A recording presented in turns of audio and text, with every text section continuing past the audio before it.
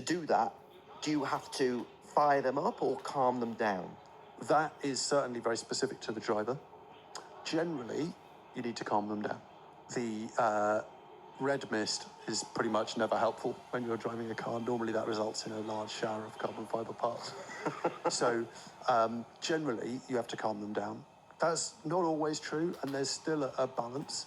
The most important thing you have to do is to make sure they have a plan.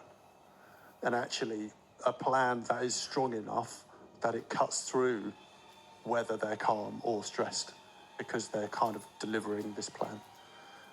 But it's certainly driver specific, and there are one of the challenges, and this more is a race engineer thing, as the person talking to the driver, is understanding, is he stressed, is he calm, is he pushing enough, but by that a lot of it is, does he understand what's going on in the race or the qualifying situation to know, like, yes, I need to get the very maximum out of the car right now, I just need to keep the tyres because they'll be better later in the race. So a lot of the psychology of keeping them calm, geeing them up, is around them kind of understanding the picture they're in the weekend. And even in qualifying, the McLaren's a good car at the moment, which is very nice. That means there are times, particularly say in a Q1, where it's more important to deliver a clean lap, because that should be good enough to progress, than to feel like you have to get the last 10 milliseconds out of the car.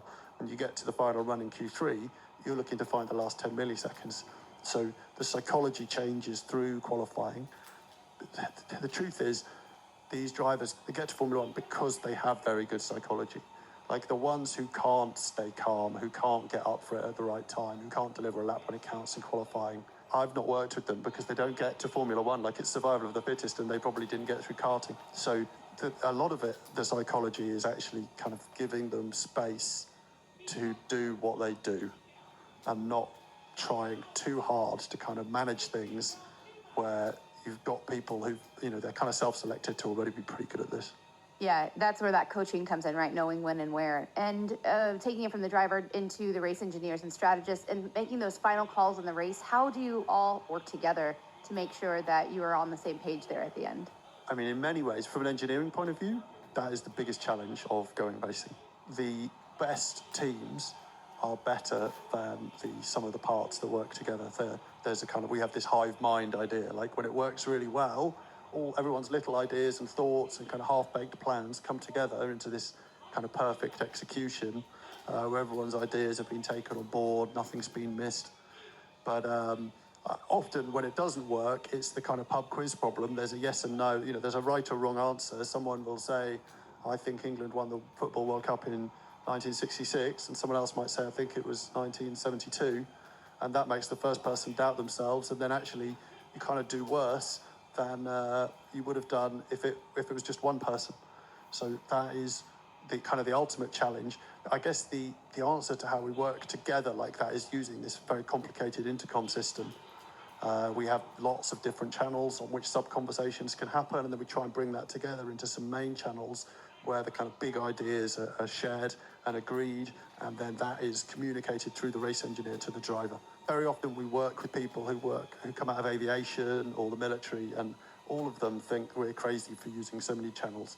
Yeah, big game of telephone there, making sure that what you're hearing and then you give it and deliver it is equal. When it comes to calling those pit stops, is there ever a time where maybe a race engineer would disagree and overrule a strategist, or vice versa? And that goes back to that song and dance?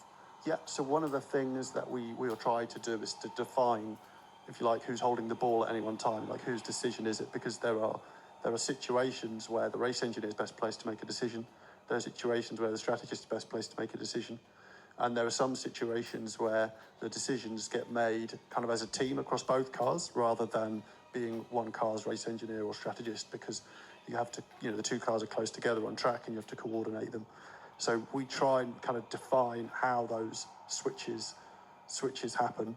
I think one of the ways to like using the intercoms, I get very good at task switching between picking up background conversations, picking up keywords in conversations that are happening kind of in channels that are turned down quieter or whatever. It's a characteristic that annoys my wife a lot.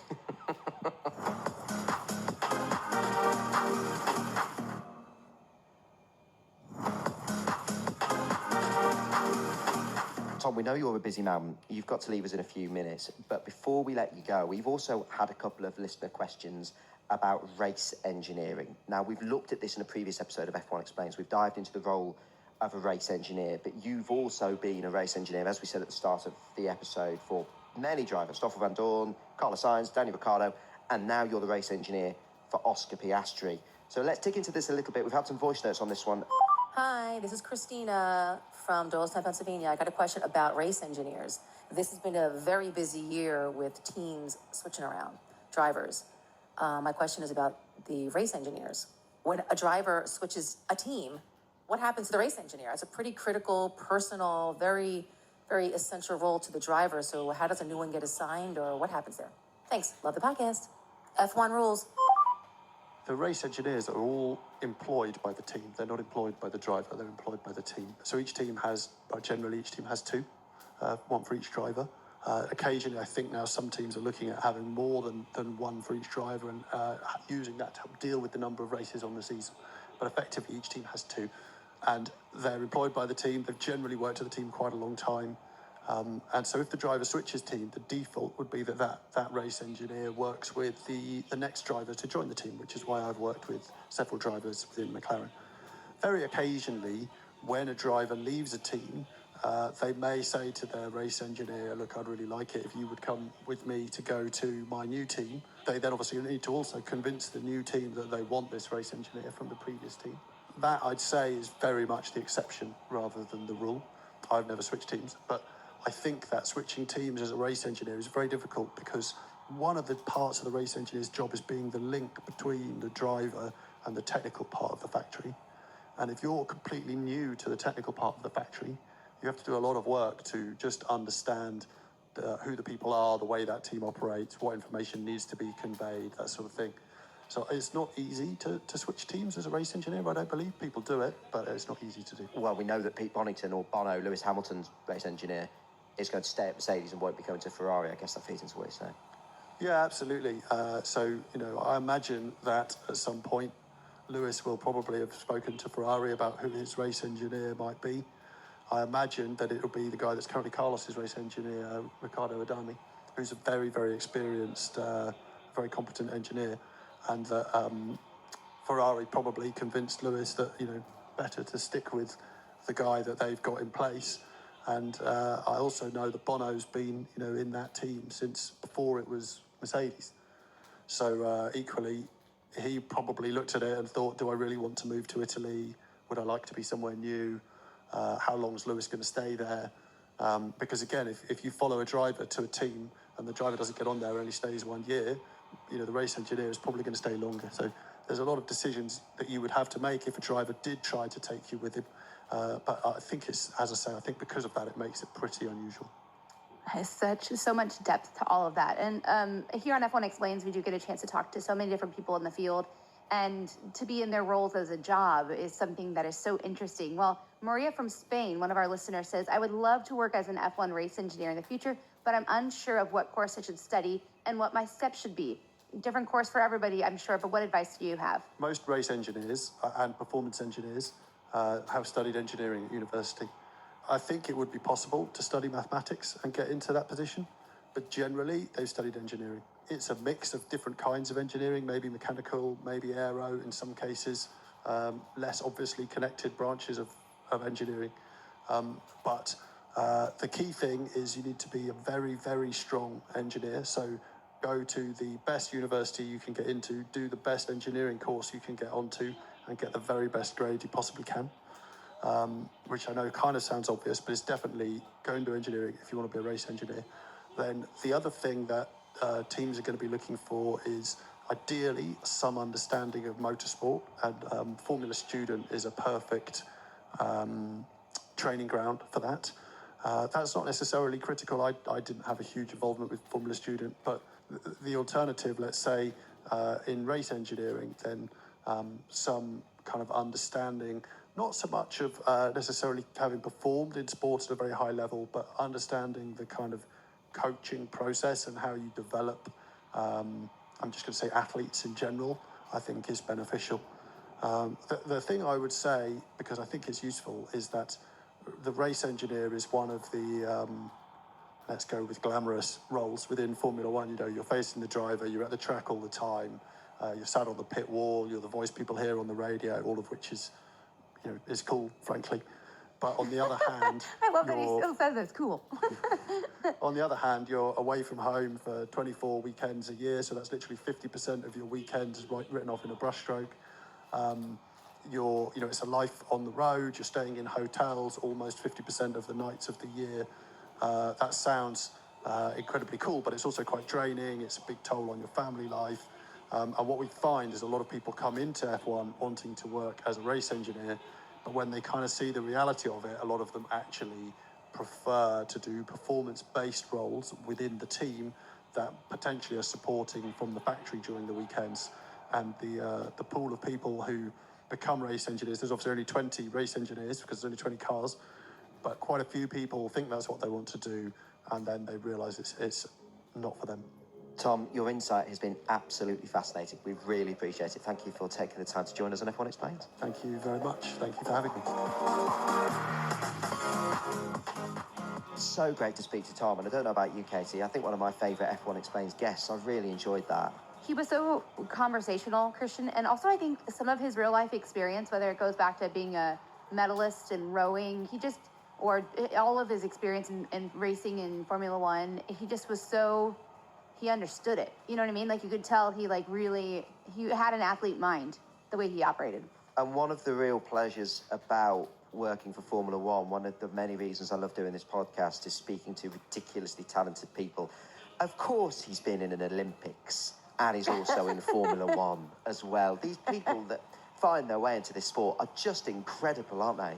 You know, they really are, and I think that goes back to kind of answering, you know, Maria's question of how do I get there, right? And there are so many different paths to get in, you know, getting involved in Formula One. I want to piggyback off of what he was talking about too, Christian, that offline we were saying, this is such a people sport, right? So not only do you have to have the mathematics and the science and the engineer and the understanding of it all, but it seems as though the 20 race engineers that that are in these roles, that it's such a high point of a position, they also have to understand people. They have to communicate for the receiver. It's almost like, yes, study engineering, at the same time you should also maybe study psychology. So you better understand how to interact with others, because it's not just stats and figures. It is a full web of communication. Absolutely, and something Tom mentioned in terms of getting involved was Formula Students. That's a European programme. It's part of the Institution of Mechanical Engineers. If you are looking for more information on that, it's best to just search for Formula Students, and there is loads of information on the Institute of Mechanical Engineers website about how you can get involved. And there's lots of good general advice on there as well. Even if you're not European based where the programme is, there's lots of really good advice on there about how to get into engineering on that website. So just search Formula Students. Yeah, big thanks again to everybody sending in your questions, both about performance engineers. I know I learned a lot. Tom was great at answering your questions. And of course, if you've got a question about Formula One that you're unclear on, f1explains@f1.com is the place to send your emails and your voice notes. We might make it into a full episode like this one, or we might use them in one of our quick fire specials. So f1explains@f1.com. Yes, Christian, we do appreciate the emails, and also get your tickets for the rest of the season and next season. 2025 is quickly upon us, and of course you can join us for some F1 Explains live shows, or just go to the races, tickets.formula1.com. We'll give you all of the details, all the insights that you might need to enjoy a race, and why you should go to a race, Christian. We now know the answer here on F1 Explains. Absolutely, but that is it from us for now. We are back every Friday with new episodes. Please don't forget to like or follow or subscribe to us. Tell your friends about us too, if they are Formula One fans, or even if they're not, they might want to learn about the sport.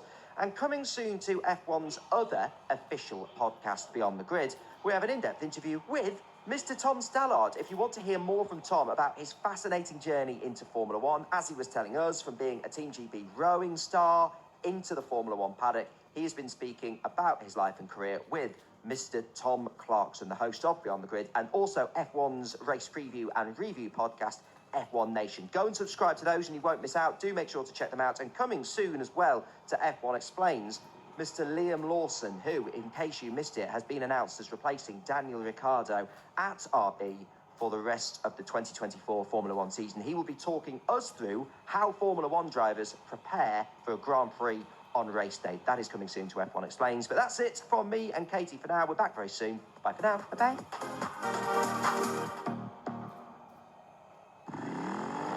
Sugar, ride or die. Broederschap, Sugar forever! verraad Ik ben uitgeshift. en wraak. This is all! Volg de strijd van één man die vecht voor zijn familie. Wat heb je daarvoor over? Alles. Ben jij klaar om de weg op te gaan? De nieuwe serie Sugar, Ride or Die. Nu te bekijken. Alleen op Prime Video.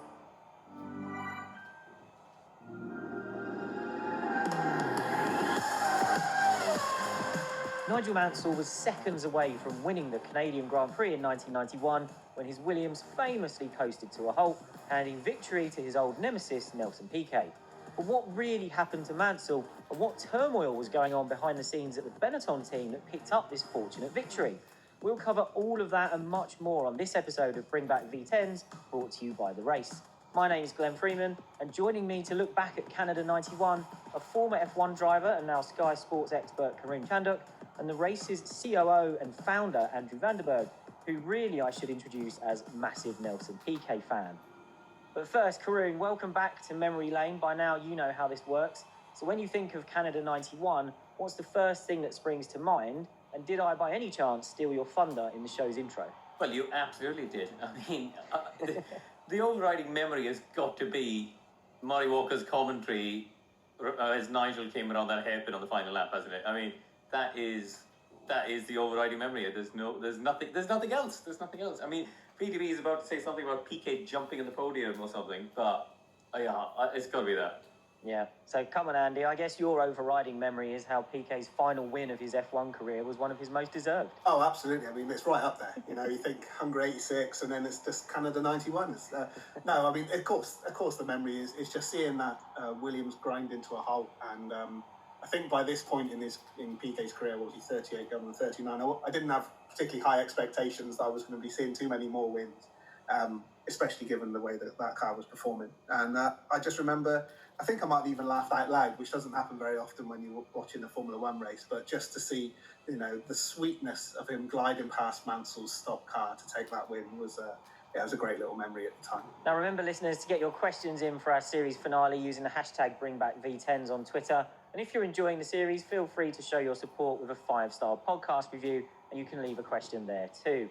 We'll do some more shout outs for some of our recent reviews, so thank you to Richard, Sammy P328 and Shark Hello for your support and the questions you've sent in for our finale too. But let's get on with Canada 91, and we'll set the scene with how things were looking coming into the race, which was the 5th round of the championship. Ayrton Senna had won the first 4 races of the year for McLaren, so he led the standings by 29 points from Alain Prost's Ferrari. Behind that, the main talking point was the form of Williams, which clearly had a quick car, but one that had started the year unreliable. Nigel Mansell and Riccardo Patrese had managed 1 second place each, so they were 34 points behind Senna already, but by the last race in Monaco, they at least seemed to be getting on top of those problems. Still, being that far behind prompted Mansell to declare the championship is already over to French newspaper L'Equipe. Andy, was this a bit over the top from Mansell with 12 races and therefore 120 points still up for grabs? Yeah, I think it was. I think we'd seen the potential of the Williams in a couple of races.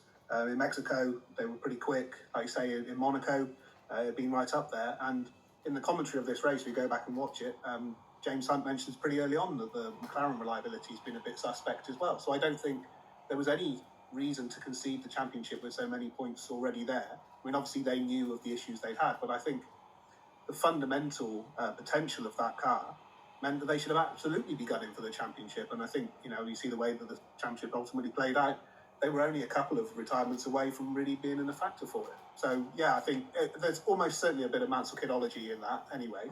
But even if they had privately thought that, I think realistically they knew that they had the pace in there to challenge. And, you know, if they just rack the wins up, then the championship challenge follows off the back of it, doesn't it? Well, you also just need to fast forward a little bit, don't you, Andy, to after Hockenheim, because Nigel went on that hat-trick of victories in the middle of the season, at which point he was only 8 points behind Senna. And I think we've given away the ending of this podcast where, surprise, surprise, he doesn't win the Canadian Grand Prix. But if if you give him the points for that win, he would have been equal, I think. Actually, it would have been 2 ahead, wouldn't he? It was 10 for the win at that stage. So he would have been leading the championship. So yeah, I think there was a little bit of theatrics in there, which was no surprise to anyone. Not in 91 spec Mansell, I won't hear of it. It's all box office, but let's explain what was going wrong for Williams at the start of the year. This was Adrian Newey's first design for the team, the original FW14, and Patrick Head had taken on the challenge of designing Williams' first semi-automatic gearbox. It will come as no surprise to anyone who has read Newey's book or heard us bang on about it in the past, about how great it is, that he explains this brilliantly. Williams noticed they were getting a surprising amount of damage to 6th gear, so in Brazil, the second race of the season, they ran it as a 5-speed box. Patrese finished second, but Mansell suffered another gearbox failure, and when Williams stripped it down, they found that the 6th gear dog, which takes drive from the shaft to the gear itself, had still been damaged despite not being in use. From that, Patrick worked out that the shafts were moving lengthways, so the dogs could engage even when they weren't supposed to. Then it was an easy fix to make sure the shafts couldn't move like that in the future. Newey said Williams had assumed all along this problem was related to the switch to a semi-automatic gearbox, but in fact it was nothing to do with that at all. Mansell says in his book that the car was slightly late to arrive in pre-season, and that left Williams with little time to iron out the teething problems before the first race. He praised Williams for how quickly it got on top of the dramas, but he did add the problem was that the championship began in March, not June. So, Karun, we touched on how Williams recovered there a little bit in your previous answer. And from that point that you mentioned, there were more dramas for Williams that ultimately cost Nigel the championship. So do you think, is there any way we can say, really, his hopes were lost with the first 3 races that he retired from? I think I'd go back to that old adage that every race counts for the same number of points, doesn't it? You had 16 races, they were all there. The reality is they did have unreliability. Obviously the first 3 races, Nigel had the issues, but don't forget, in round 3 he actually collided, I think, with Brundle, wasn't it? He had a poor start and then ended up colliding with Martin Brundle at the final chicane at Imola.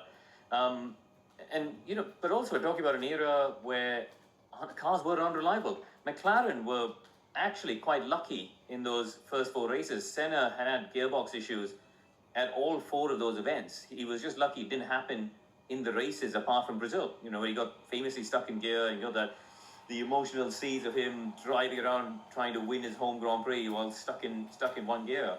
But they were lucky, and eventually their luck ran out when we get to Canada, which we're going to talk about soon. So I think unreliability was a factor across the paddock in that time of the sport. But Williams certainly had more issues. Later in the, obviously, I think Spa, Nigel should have won at Spa, and the car broke down, so that cost him. And so there was a catalogue of things there for him. I think what those lost points also did was put them in a, take away any of that buffer they had to, or Mansell had, to ease off, which is why I think he ultimately made that mistake in Japan. That was the final coup de grace ultimately in the championship. If even 2 of those races he'd finished and had another 10, 12 points on the board, he would have been in a much different situation. So I think while they weren't, there was still enough points there to pull it back. What it did was take away, those that ability he might have had to just cruise and collect it rather than, put it all on the line to get that result in Suzuka. Now, around the time of Canada, there were some interesting comments from Renault in the press. Renault had come back to F1 with Williams in 1989, so this was the 3rd season of that partnership. And it emerged that Renault president Raymond Levy had told the Renault sport bosses, if you want to stay, start winning. I won't pay to come second. That prompted Renault to say that while there wasn't a fixed timeline on when it had to win, it was clearly by 1991 or at worst 92. And when Mansell came back to Williams at the end of 1990, he said he realised a lot of work needed doing on the engine, and it was clear the drivers had not put enough pressure on Renault. Mansell came in and told Renault and fuel supplier Elf that their stuff wasn't good enough because he'd seen the lengths Ferrari was going to find extra power. Mansell said he tried to be constructive, but the bare facts were that their work wasn't up to scratch. He says Renault even complained to Patrick Head that he was putting unreasonable pressure on them, and Patrick eventually had to tell him to back off for a bit, but after a few months, they started doing something about it. So, Karun, given the pressure Renault was under at corporate level to win a championship, did it need a driver and a personality like Mansell to come in and rattle a few cages? I don't know if they needed that, and if anything, it was probably unhelpful, which is why they probably had a quiet word with Williams about it. The reality is they needed a driver with the talent and ability of Nigel Mansell to deliver a championship. This is the thing, for all the theatrics and the drama that went with Nigel outside of the car, in the car he was fundamentally brilliant. I think when you look back at his career from when he joined Williams in 85 until, frankly, even 94, those the odd cameos, but let's say until 92, he was up there. He was right up there with Prost and the Sennas, some of his great qualifying laps, even in the Ferrari you saw in 1990. So I think Renault needed a lead driver like Nigel who could put together a championship campaign, which obviously eventually did in 92. But I don't think they needed all the drama that came outside of the car. Yeah, I think the fact that he'd come from Ferrari and had an understanding of what they were doing there. And I don't remember from the time, and that's why these things are so interesting, there being that sort of complaint about the Renault engine being underpowered. I always thought that it had generally been well received as being probably the most drivable one on the grid. But him knowing what Ferrari were doing with those exotic fuels and how, where those lines of development were going was probably a help if you ultimately balance it up against the hindrance of being told it in quite so blunt terms. So from that perspective, they probably did need someone who had, outsider experience. Next, we'll revisit a subject we touched on in our very first episode of Bring Back V10s, and that's the Ferrari management upheaval of 1991 that took place before this race. Karun was with us for the two-parter we did on the breakdown of Alain Prost's relationship with Ferrari, but back then we covered Cesare Fiorio getting booted out as team boss, and we focused on Prost's side of the story and his denial that he had anything to do with it. We didn't get a chance to look at it then from Fiorio's perspective, so that's what we'll do here. Ferrari announced Fiorio was being replaced by a three-man team of Piero Ferrari, son of Enzo, Claudio Lombardi, who came over from Lancia, and Marco Piccinini, who was a former Ferrari sporting director. A week later, a fourth name was added to the new regime at the top, with Francesco Longanese joining from FISA to take the role of team manager. In case you're in any doubt about the dysfunction here, and you're probably not, later in the summer, Lombardi would say that he was effectively doing Fiorio's old job, with Piero Ferrari like the owner and Piccinini a consultant. No mention once again for Longanese, who Ferrari seemed to keep forgetting. Fiorio was quoted in Autosport magazine straight after his sacking, saying it's not easy to make sense of this. He also said that thanks to his work, Ferrari was ready to win, and for that reason, anger and bitterness is gnawing away inside me. But his main point was this. He said, 4 defeats are not much after 2 years of continuous progress, which almost took us to the World Championship. Don't the results of the previous years count for anything? Andy, you weren't with us for the Prost Ferrari episode, so we'll come to you first on this.